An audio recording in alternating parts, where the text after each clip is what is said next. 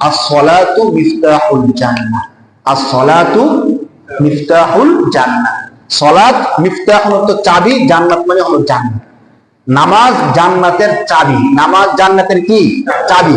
আমরা যেমন চাবি ছাড়া তালাবদ্ধ ঘরের মধ্যে প্রবেশ করতে পারি না, ঠিক নামাজ ছাড়া একটা মানুষ জান্নাতে প্রবেশ করতে পারবে না।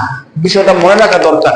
তাহলে কোন ব্যক্তি যদি এই হাদিস কি প্রমাণ করে, এই হাদিস এই বিষয়টা প্রমাণ করে যে মুসলমান তার জন্য জান্নাতে একটা বরাদ্দ হয়েছে, কিন্তু যদি সে নামাজ না পড়ে চাবি পাবে না। নামাজ না পড়লে কি পাবে না ভাই? চাবি পাবে না।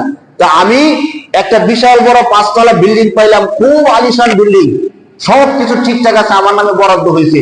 আমাকে বললো যে এই বাড়িটা তোমার, কিন্তু এমন বিশাল গেট, গেটের যে তালার চাবি আমাকে দেয় নাই। কোনো ফায়দা হবে বলেন? গেটের সামনে দাঁড়ায় রইলাম।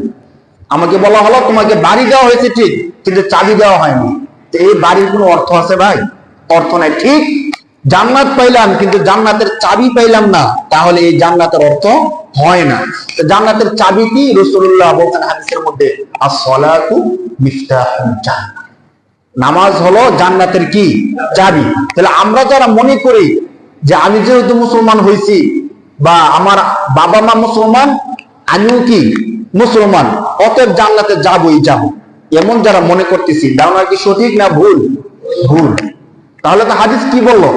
জান্নাতে যাইতে হলে চাবি দরকার, আর চাবি হলো কি? নামাজ। তাহলে আমাকে কি পড়তে হবে ভাই? নামাজ পড়তে হবে। এই জন্যই তো আমি বয়ানের মধ্যে আপনাদেরকে বলি যে যে কাজই করি না কেন, অন্তত আমার নামাজটা যেন আমি কি রাখি, ঠিক রাখি।